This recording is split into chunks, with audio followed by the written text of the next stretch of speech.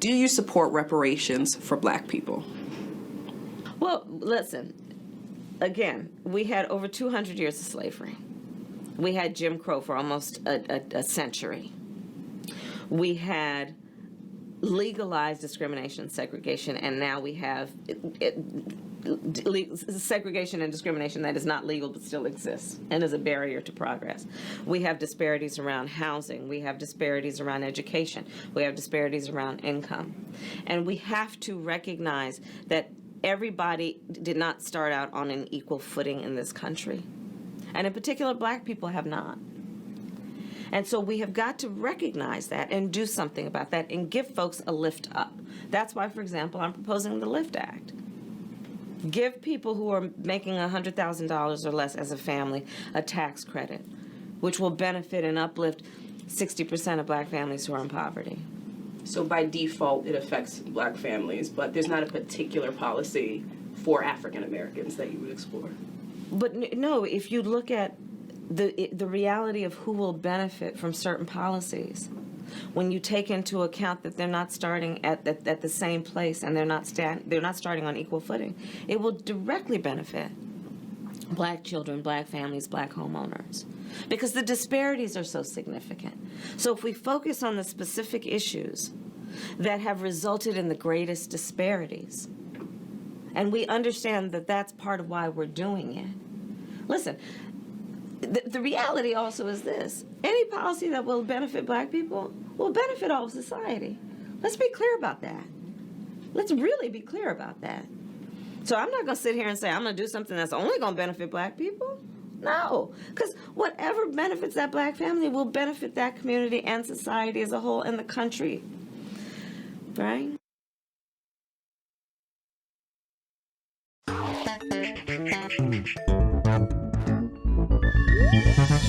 Hello, everyone, and welcome to The Vortex, where lies and falsehoods are trapped and exposed. I'm Michael Voris. When a candidate picks a vice president, there's usually a solid reason for landing on that person. Either they can carry a state on election day, or they fill in a gap on the presidential nominee's resume, like in foreign policy, for example. So Biden's pick of Kamala Harris is proving to be quite weird, practically brain dead, in fact.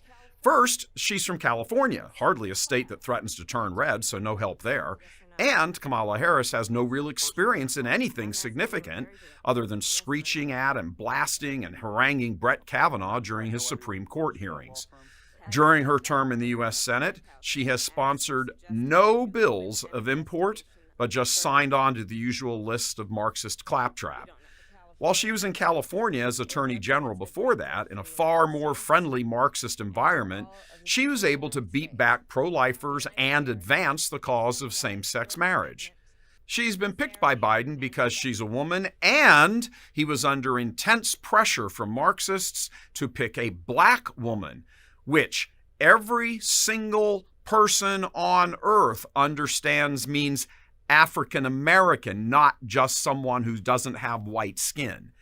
You know, descendants of slaves, grown up in poverty, victims of white privilege, all of that. But Kamala checks none of those boxes, not a single one. For starters, her father admits in an online biography seen here that he is descended from Irishmen, and his side of the family owned a plantation in Jamaica, complete with slaves. Yep. Slaves. You heard right. Kamala is a descendant of slave owners.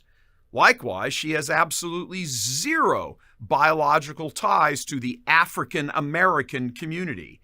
She is not descended from sharecroppers. Her ancestors were not kidnapped from Africa and chained in slave ship galleys and sold in markets. None of that applies to her. And that's just her father's side. Her mother's side is even less applicable to the whole question of racism aimed at blacks. Her mother's family is from Madras, India. Mom was a cancer researcher who met and married Kamala's father in Berkeley, California in the 1960s when they were working and studying together. A few years later, her parents divorced. Mom got a nice job at a Canadian university, and Kamala, with her younger sister, went to live with her mother, where she grew up in a racist-free environment in Montreal.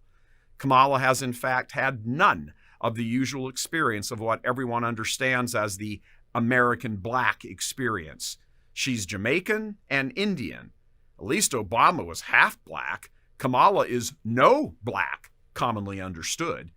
Likewise, to curry favor with the non-blacks when she was Attorney General of California, she pursued a vigorous anti-crime policy which massively drove up incarceration rates of young black men.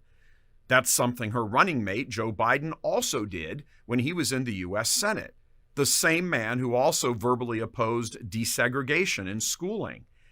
Kamala actually ripped him on stage at the party's primary debates for being a racist. You also worked with them to oppose busing. And you know, there was a little girl in California who was part of the second class to integrate her public schools. And she was bused to school every day. And that little girl was me.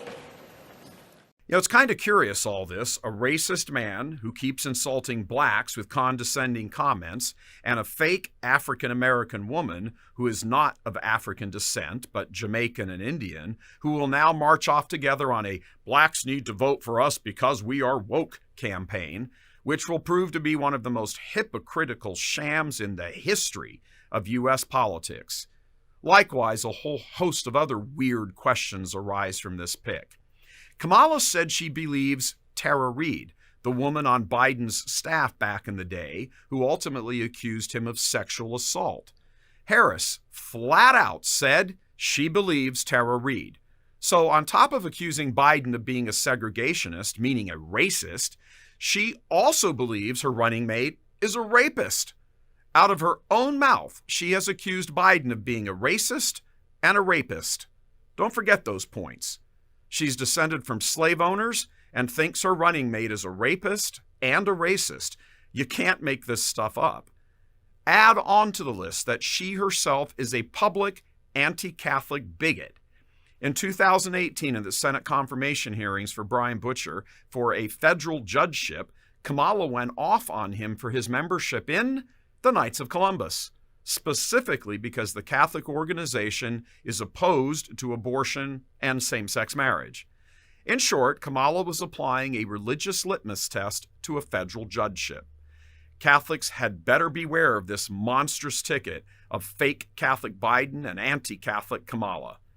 But the Marxist media won't tell you all that. In fact, they don't know what truth and accuracy is. Anything, absolutely anything, any idea, policy, or proposal they don't like is automatically tagged as violent. At the same time, they portray actual violent attacks against innocent Americans, business owners, and police officers as mostly peaceful protests. It's all surreal, like we've stepped through Alice's looking glass. A spoiled, pampered girl profiting from a system built on their imagined white privilege in another country, whose lineage includes actual bona fide slave owners, manages to now be in the vice presidential slot for the United States. All this victimization, it's horrible, the poor dear. Neither the media nor Kamala herself can go near this third rail. She cannot admit her lineage lest the truth come out.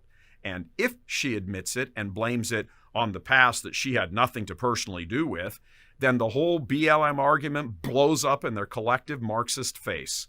Remember when Elizabeth Warren had to out and out lie about her Native American heritage to gain advancement? Well, how's Kamala's story any different? She lies when she calls herself African American with everything that imports in 21st century America. And if the campaign wants to try and hide behind the line that some Jamaicans came from Africa a zillion years ago, well, everyone in America can play that game.